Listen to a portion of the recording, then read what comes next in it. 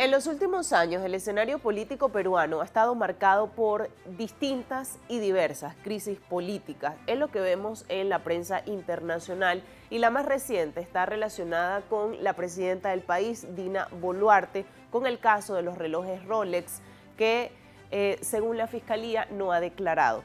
Esto suma un nuevo capítulo a la ya difícil situación política de inestabilidad que vive el país y vamos a analizar este tema, la situación del país, con la señora Angélica Barón Guerra. Ella es investigadora asociada de la Universidad Científica del Sur de Perú. Qué placer saludarle, señora Angélica. Hola, buenos días. Mi nombre es Angélica Guerra Barón. Es un gusto, muchas gracias. Feliz de estar acá. Gracias a usted por acompañarnos y comenzamos analizando precisamente la situación en Perú relacionada al más reciente escándalo con la presidenta, pero lo cierto es que esta situación en el país ya cuenta con antecedentes. Entonces, ¿cómo entender lo que está pasando ahora mismo? ¿Cómo revisar la situación con relación a los antecedentes de estas constantes crisis políticas? Yo pienso que para poder entender la realidad política de Perú es necesario ir más atrás en la historia. Definitivamente Perú vive crisis política que es estructural y en ese sentido tenemos que irnos hacia los noventas para dimensionar lo que sucede en la actualidad.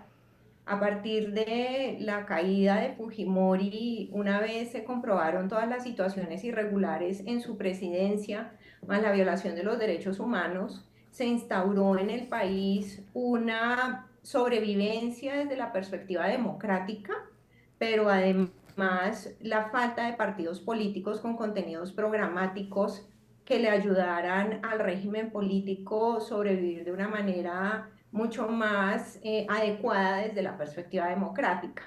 Entonces, lo que ustedes ven y aprecian con la presidenta actual de Perú se explica mucho a partir de esta inestabilidad en términos políticos, a partir de la atención de los mismos partidos políticos para construir sus contenidos programáticos, pero también yo creo que tiene bastante que ver la esencia del sentimiento de la nación, de la población, a través de sus representantes en el Congreso. Entonces, yo creo que lo que estamos viviendo en Perú a la final es el resultado de varias décadas de falta de estabilidad política y además de un poco de deseo de la población de tener un poco más de orden, pero desafortunadamente hay un desorden interno de parte de los actores políticos que están allí, que se reúnen habitualmente en el Congreso, pero donde lamentablemente hace falta este contenido programático de principios. Creo que ahí es donde hay que empezar para entender qué es lo que sucede en Perú. En este sentido, ¿cómo entender o definir el sistema político peruano y fundamentalmente la relación del legislativo con el ejecutivo que ha sido tan complicada en los últimos años? Sí, esa es una muy buena pregunta. Gracias por hacerla porque de hecho Perú es un muy buen ejemplo de un país donde hay un régimen presidencialista muy fuerte. No es algo extraño. En la región, muchos de los presidentes de los países tienen este protagonismo y son los grandes decisores, quizás excesivamente, sobre los asuntos políticos de cada uno de los territorios. No obstante, Perú nos puede dar muestra y más lo que ha sucedido últimamente en la presidencia a partir de diciembre. Perú nos da muestra de las complejidades que se pueden dar en cuanto a la balanza de poderes. Por ser un Estado de Derecho con sus imperfecciones, pero igual lo es. Constantemente en Perú vemos esta presión por un lado del legislativo y por otro lado del ejecutivo. El legislativo obviamente, en su afán de generar una serie de reglas de juego y de parámetros que ayuden a guiar el comportamiento de la población, pero también de otro lado encontramos al Congreso que en medio de este desorden y esta falta de contenidos programáticos, cada uno de los congresistas, buena parte de ellos, tienen unos intereses privados que inciden en el quehacer de la política. Y estos intereses privados, mal que bien, afectan de alguna manera la forma como se da el control político en el país. Este choque principalmente lo podemos ver apreciado con la presidenta actual, porque la presidenta Boluarte, como todos saben, pues no es su rol no es el resultado de una elección donde ella hubiese sido la seleccionada como la primera mujer presidenta del país, sino que ella está allí por todo el problema que todos conocemos y experimentamos del presidente Castillo en el mes de diciembre.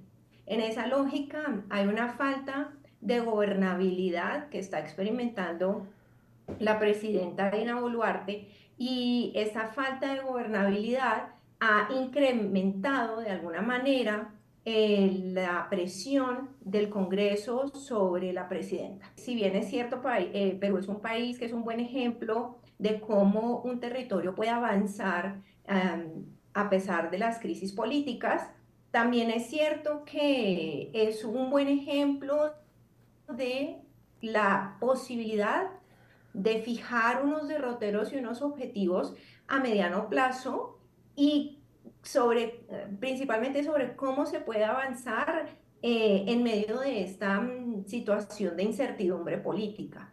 Entonces, lo que estamos apreciando de la presidenta Dina Boluarte, pues no solamente ella está en una postura muy, muy difícil de falta de gobernabilidad, que no solamente se expresa en el sentimiento de rechazo de la población, sino también en la falta de respaldo de parte de sus ministros, como es lo que sucedió hace poco con la salida de varios de ellos, sino que también ella tiene el gran reto de convencer a la población y de mostrar de alguna manera que el discurso con el cual ella ingresó y el lenguaje donde ella señalaba que tenía toda la legitimidad por ser una mujer capacitada para dirigir el destino del país, pues ahí eso está en jaque.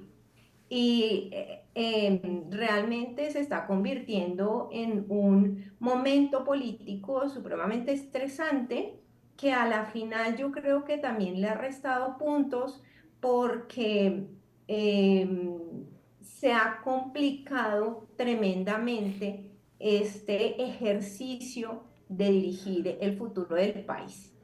Ciertamente, Dina Boluarte, tras precisamente la salida de Pedro Castillo, otra de las crisis también importantes en los últimos años en el Perú. Profesora Angélica, vamos a hacer una pausa en este análisis, en esta conversación, y al regreso seguimos analizando la situación política en Perú.